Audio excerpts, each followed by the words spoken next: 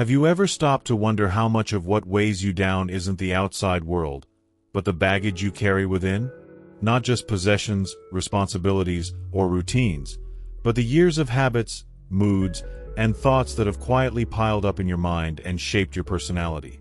It's easy to believe that letting go of these things might leave you lost or unable to adjust.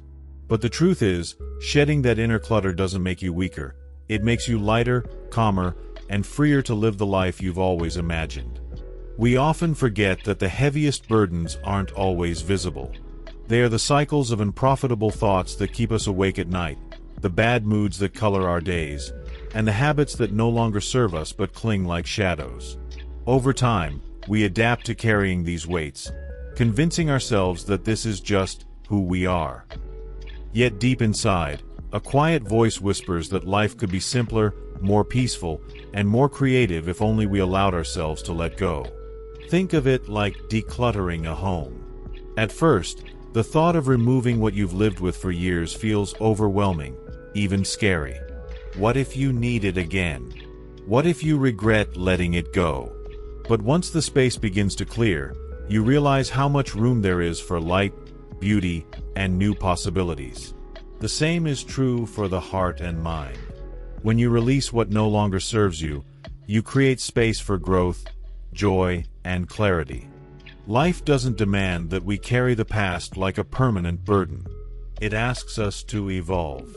And evolution means loosening our grip on the unnecessary, resentments, destructive routines, and the constant replay of mistakes. These things don't define us. They delay us. The real version of ourselves often lies buried beneath them, waiting for the moment we decide that peace is more valuable than familiarity. Of course, letting go doesn't mean erasing the past.